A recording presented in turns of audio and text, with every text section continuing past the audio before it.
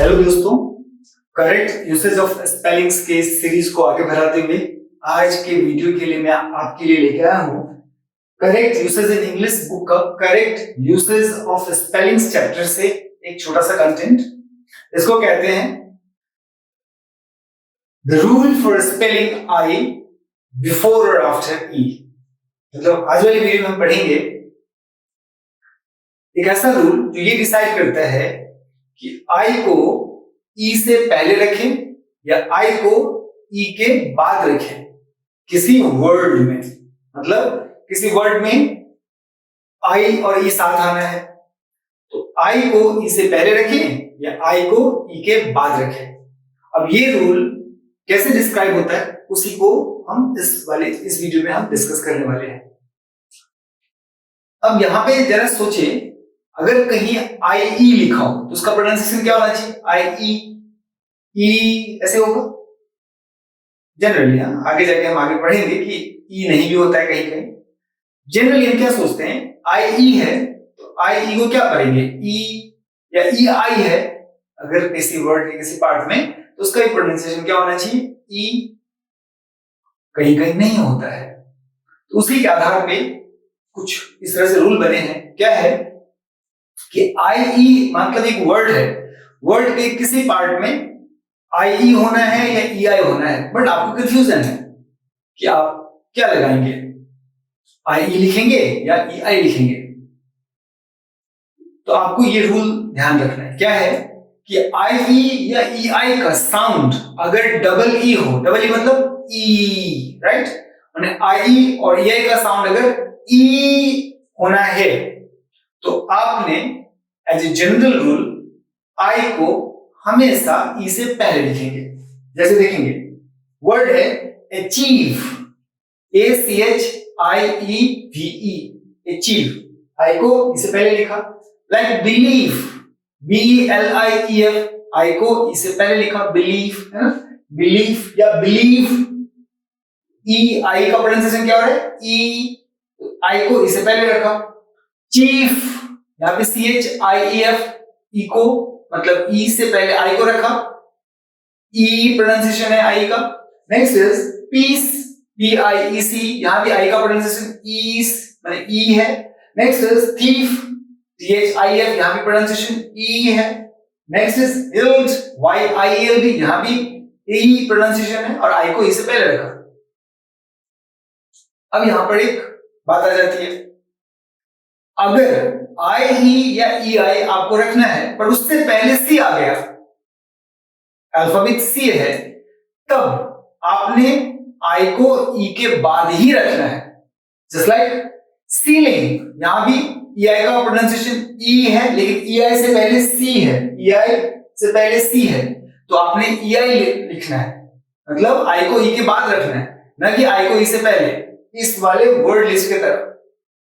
फिर जैसे देखिए कंसीट, यहां भी CEIT है, ई आई से पहले सी है, मतलब अगर आई लिखना है या ई आई लिखना है पर उससे पहले, मैंने आपको डाउट है और उससे पहले सी है तो आपने क्या करना है, आपको ई आई लिखना है ना कि आई ई लिखना है। जैसे कंसीट या डिसीट, सी के बाद ई आई आया, डिसीव सी के बाद ई आई आया, परसीव सी के बाद ई आई आया, रिसीट सी के बाद ई आई आया, रिसीव सी के बाद ये आया। तो क्या देखा जनरल रूल के हिसाब से कि आई या ई आई का प्रोनाउंसिएशन ई है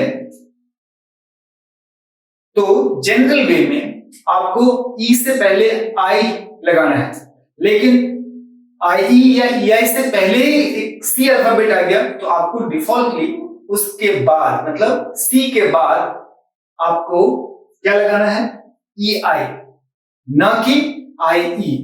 बट यहां पे कुछ एक्सेप्शंस भी आ जाएंगे, ध्यान देंगे। अब इस वाले नोट में देखिए थोड़ा सा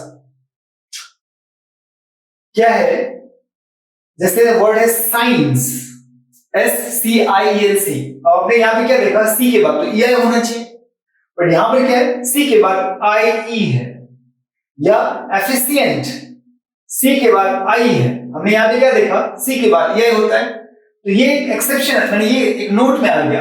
क्या नोट आ गया कि भले ही सी है बट सी के बाद आई ई आया है। क्यों?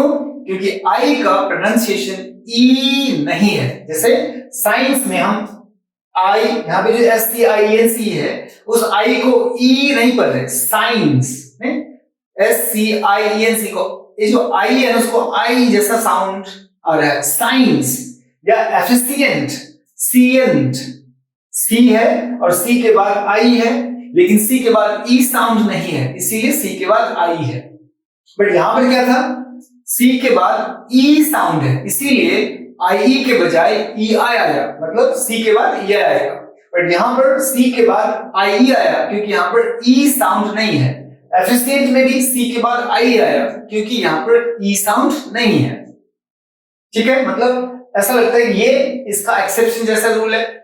नेक्स्ट वाला एक्सेप्शन नहीं बोलेंगे क्योंकि इस दोनों में साउंड का भी फर्क है, बट याद रखने के लिए मैं कह रहा हूं, इससे थोड़ा इसमें अल्टर रूल है। नेक्स्ट, अब हमने यहां पे क्या देखा, कई बार कुछ ऐसे वर्ड है जहां पर ई साउंड ना हो। मैंने इस वाले में देखा सी है, साइंस और एफिशिएंट में क्या देखा, सी है, उसके बाद ई साउंड नहीं आया, तो क्या हम आई लगा देंगे? साइंस और एफिशिएंट में तो है।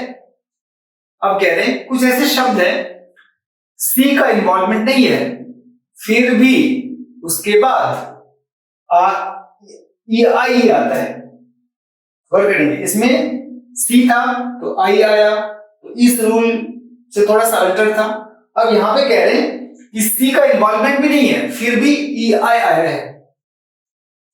Okay, the rule doesn't apply to any word without the e sound for ei even when there is no c involved। मतलब इसमें c नहीं भी है और e साउंड भी नहीं है, तो भी e के बाद आया है। जैसे beig बेच, फेन feign फेन, गौर करेंगे e साउंड नहीं है, फेन a साउंड है, तो इसके लिए वर्ड आया ei।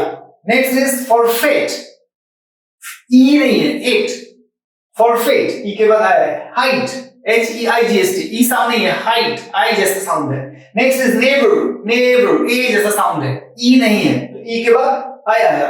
When VIN, when a sound जैसा है। वेट WEIGHT, ई के बाद आया है, वेट ई साउंड नहीं है। तीसरा आपको ध्यान रखना पड़ेगा कि हमने जो यहां पे देखा कि ई साउंड है तो आई को डिफॉल्ट ई से पहले लिखना पड़ेगा, तो इसका एक्सेप्शन है। कुछ एक वर्ड में जब भी ई साउंड है लेकिन आई ई से पहले नहीं आया, just like seize, SEIZ, seize, गौर करेंगे ये का साउंड क्या है, ई है, तो SEIZ, सीज मतलब ई साउंड है लेकिन ई से पहले आई नहीं आया, ई के बाद आया है आई, है ना, SEIZE। Next is weird, weird, यहां भी ई साउंड है तो आई ई के बाद आया है। यहां पर एक कैफीन, CAFFEINE, कैफीन, यहां पे ये का ई साउंड है।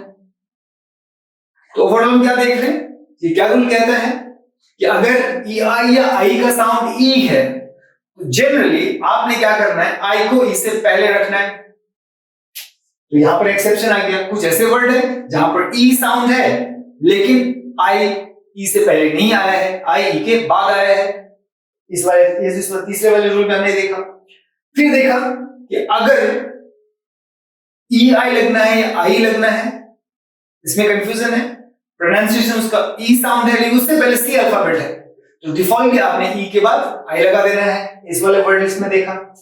अब यहां पर क्वेश्चन आया नेक्स्ट में कि कुछ ऐसे वर्ड है जहां पे ई साउंड नहीं है लेकिन सी है, और करेंगे ई साउंड नहीं है, जैसे कि साइंस, SCINC, साइंस में ई साउंड नहीं है लेकिन सी है, लेकिन उसके बाद आया है IE। या एफिशिएंट, यहां भी देखेंगे आई आया है, उससे पहले सी आया है, ई साउंड नहीं है, एफिशिएंट। फिर यहां पे देखा कि कुछ ऐसे वर्ड हैं जहां पर ई साउंड नहीं है लेकिन फिर भी ई आई आया है, जैसे बेज BIZ, फेन FEIGN, या foreign for fate, height, never, when और वेट। तो इस तरह से ये रूल है, क्या rule for spelling I before और आफ्टर ई।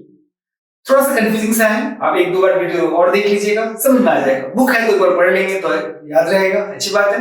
नहीं तो वीडियोस देख लीजिए या थोड़ा सा नोट डाउन कर लीजिए, जिस पॉइंट पे वो कंफ्यूजन हो सकता है, और उसको क्लैरिटी के लिए जो पॉइंट आपको ट्रिगर करता है उसको नोट डाउन कर लीजिए, एक दो बार रिवाइज कर लीजिए, रूल आपके सारे क्लियर हो जाएंगे।